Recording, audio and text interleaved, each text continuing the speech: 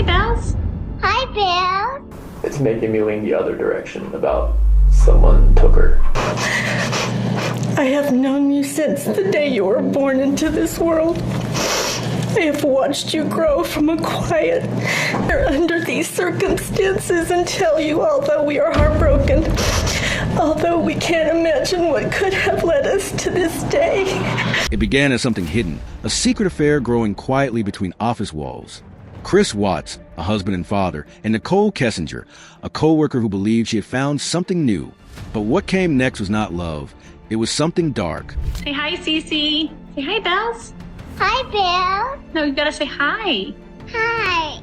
When Chris and I got married, we moved out here after visiting, fell in love with the area. It's gorgeous in Colorado. I'm making some Italian cookies today, but this guy right here, he's gonna do all the dishes. Behind the facade of a smiling father, a devoted mother, and two little girls whose laughter once filled their Colorado home, Watts committed an act of erasure. The man who looked calm in front of cameras held a truth buried beneath oil fields. The case was closed years ago, but now, as 2026 draws closer, whispers say the story may not be finished. It began quietly, late one night. A post appeared on a true crime forum, claiming to have seen sealed court filings suggesting a possible review of the Watts case, scheduled for 2026. The username was anonymous. The message was short, but within hours, it was being shared, copied, and screenshot across platforms faster than anyone could. It was Monday, August 13, 2018. A normal morning in Frederick, Colorado. Shannon once missed her doctor's appointment and never showed up. Her friends started to worry when she did not reply to their calls or texts. By evening, police were already knocking on her door. Inside the house, everything was in place: her phone, her purse, her car. It felt like time had stopped mid-sentence, as if she had simply vanished from her own life. Friends and neighbors stood outside, uneasy and confused. Then Chris Watts appeared in front of cameras, calm and expressionless. He spoke as a worried husband, but his words felt rehearsed, his eyes distant. He pleaded for his wife and daughters to come home, yet something in his tone made people feel cold. Look back, my computers, some of the tools that I had in the toolbox. I knew I was going to have to do some pumping into rubbers today. So I was out so far. The neighbor explains. Just a few days later, Chris's mask started to fall apart. Investigators pressed him again and again until the lies began to slip through. First, he said his wife left him. Then he claimed he killed her in anger. Finally, he admitted to killing Shannon and their two little girls, Bella and Celeste. Their small bodies were found in an oil site where Chris worked, hidden in tanks and a shallow grave. The same place where he spent every workday, now turned into their resting ground. She has never done that to me. Oh, okay.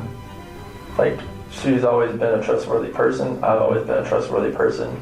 I fully expect if we ever thought about straying another way, that we would tell each other before it happened. I think that sounds ridiculous. But he wasn't telling the truth. What Watts doesn't know is that In November 2018, Chris Watts was sentenced to 5 life terms in prison without parole. But even after the case closed, the public did not feel satisfied. There was no clear sign of struggle, no defensive wounds, no forced entry. It was all too clean, too quiet. People began to wonder, could he really have done all this alone? Or was there someone else behind the shadows? Viciousness of the crime. And equally aggravating in this court's determination is the despicable act of disposing of the bodies in the manner in which they were done in this case. I've been a judicial officer now for starting my 17th year, and I could objectively say that this is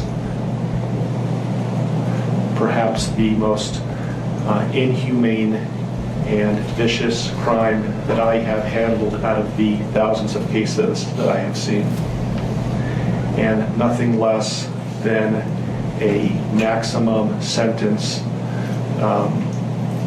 would be appropriate, and anything less than the maximum sentence would depreciate the seriousness of this offense. So the court is going to sentence Mr. Watts as follows.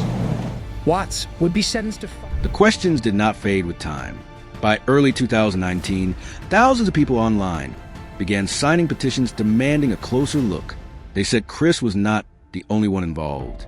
Many analysts and crime experts pointed out how strange it was that no chaos or clear evidence supported his story. Details about the background, timeline, and details of the murders. Hey, Chris. Chris? You remember us? Yes. Yeah. Hey. Yeah, kind of see. I just did a moment there. Good to see you. Different. How are you doing? I'm okay. How about you guys? Good. I did not expect to see this, that's for sure. Surprise.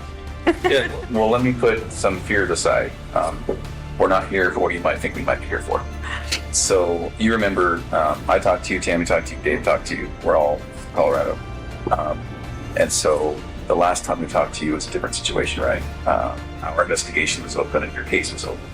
The phrase Reopen 2026 started to appear everywhere on social media, in videos, and in true crime forums. It became a cry for truth, a way for people to say they were not ready to let this case die. Somewhere between those two possibilities lies the truth. And this time, it's one the world isn't willing to let go unanswered. While petitions had been filed back in 2019, it wasn't just signatures and paper demands that revived the case of Chris Watts. It was something far larger, something that could reach anyone, anywhere, the internet. That's the remarkable thing about the digital age. Even a case declared closed can come alive again with a single post, a single whisper typed into the right corner of the web. It began quietly, late one night. A post appeared on a true crime forum, claiming to have seen sealed court filings suggesting a possible review of the Watts case, scheduled for 2026. The username was anonymous. The message was short, but within hours, it was being shared, copied, and screenshot across platforms faster than anyone could track. That post would ignite a chain reaction that turned speculation into investigation and rumor into revolution. As the years passed, online investigators began breaking down every text message, every phone call, and every hole in Chris's timeline.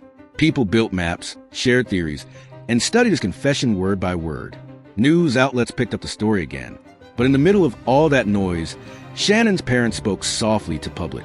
They said they wanted the truth too, but they also wanted peace of their daughter and grandchildren, peace that could only come with real evidence, not rumors. Referring to it as the month justice wakes up. Across every platform, people debated what could possibly be uncovered. New documents, new witnesses, perhaps a confession that never reached light. The power of the internet had done what no courtroom appeal could. It made the world pay attention again. Yet the question remained. Attention is one thing, evidence is another. With only weeks left before 2026, the uncertainty lingers like static in the air. Will these online discoveries, these voices rising louder than ever, hold enough weight to reach the courthouse doors? Or will the case that refuses to die remain sealed in ink forever? Whatever the answer, the clock is ticking. And this time, the world is watching. Their words hit hard because they came from people who had lost everything. They were not asking for pity. They were asking for honesty. And maybe that is what this entire story still needs. Honesty. The kind that does not hide behind deleted messages or missing files. The kind that can finally answer why a smiling father could destroy his own family and why the truth, even after all these years, still feels incomplete. Details about the background, timeline, and details of the murders. Hey, Chris. Chris? You remember us? Yes. Yeah. Hey. Yeah, kind of see. I just did a moment there. Good to see you. Different. How are you doing? I'm okay. How about you guys? Good. I did not expect to see this, that's for sure. Surprise. Yeah. Well, let me put some fears aside. We're not here for what you might think we might be here for. So you remember, I talked to you, Tammy talked to you, Dave talked to you. We're all from Colorado. And so the last time we talked to you was a different situation, right? Our investigation was open and your case was open. Something in the reports never felt right. The bedroom where Shannon was said to have been killed looked spotless. No signs of struggle, no signs of panic. Even the bed sheets were smooth. Chris's body showed no bruises, no scratches, nothing that pointed to a fight. And then there were the oil tanks, openings only 8 inches wide and standing 9 feet tall. It made many people wonder how a single man could have managed all that in silence, in darkness, and with such precision. The oil tanks that became etched in several of the recovery workers' memories forever. Many wisely underwent therapy afterward. And of course, the families. Both the Ruzek and Watts families suffered tremendous... Forensic experts began to question the timeline. Every movement Chris claimed to make seemed almost too neat, too rehearsed. The strength needed, the calmness, the silence. It all felt like something was missing. During his prison interview, Chris said something that chilled everyone listening. He said, "It was like I was watching myself do it. I did not feel like it was me." Those words left people wondering if guilt had broken him, or if there was more truth hiding behind that sentence. I wish I would have lost control and got top of strength and then did that. What? Took him out to the welfare? Yes. Nicole Kessinger's name became the most whispered part of the case. She was Chris's coworker, and soon after, his secret girlfriend. Investigators found over 1,400 messages between them, many of which were deleted before the murders. Her internet history showed searches for Amber Frey. Can a man go to jail for leaving his wife? And even wedding dresses. Those details made people believe that she might have known more than she ever said. Then, while not indicative of any guilt, 6 days after the murder, she ran several searches for Amber Frey, the woman who was having an affair with Scott Peterson when he murdered his wife, Lacey, and their unborn child in 2002. She searched Amber Frey's book deal, Amber Frey net worth, and Deep People Hate Amber Frey. Also, at 6 a.m. on the morning of the murders, when Watts would have been on his way to the site to bury his wife and kids. Nicole said she did not know Shannon was pregnant, but screenshots and social media posts seemed to say otherwise. Then came something stranger, a phone ping. At 6:16 in the morning, only hours after the murders, her phone connected near Chris's neighborhood. She insisted she was at home, yet the digital evidence raised more questions and answers. Even today, that single ping remains one of the most argued details in the entire case. Kessinger's phone suspiciously pinged in Frederick, the same town as the Watts home, which is more than 20 minutes away from Kessinger's home. There was also Kessinger's conveniently poor recollection. While Kessinger could recall her conversation with Chris when he informed her that his wife was pregnant but that it was not his. He said... Among all the evidence, one detail stands out as the most haunting. A 51-minute phone call between Chris and Nicole on the night before everything happened. That call was deleted from his phone and never recovered. Just hours later, at 2:07 in the morning, Chris was on his work phone while Nicole tried to reach his personal one. Something was happening in those hours, something that may have pushed everything over the edge. Shadow line. Though this theory remains unproven, the overlap has been verified in call log metadata from the Weld County Discovery release. During her August 16th interview with investigators, Kessinger was questioned about late-night phone calls with Chris Watts. She admitted she couldn't recall the exact times and said he often called her late at night. The official phone records confirmed several calls between them during those early morning hours, though none of their contents were ever recovered. Her next line became infamous among online analysts. He was just emotional that night, saying he needed to talk. Yet she could not explain why that call vanished from her records, or why she had performed a factory reset on her phone before her first interview. Investigators noted it, but since Chris had already confessed, the point was left unpursued. Years later, retired investigator Johnny Graves told a Denver Post reporter, "That call is the missing link. You find out what was said, you find out who was involved." The phrase stuck. In every podcast, every documentary, the missing link call became... A retired investigator named Johnny Graves once called that missing call the link we never found. He said that if someone ever recovered that conversation, it could explain what really happened that night. It could tell whether Chris was acting alone, or whether another voice was there, guiding him from the other end of the line. Years passed, but people did not stop watching. By 2023, petitions began flooding online again.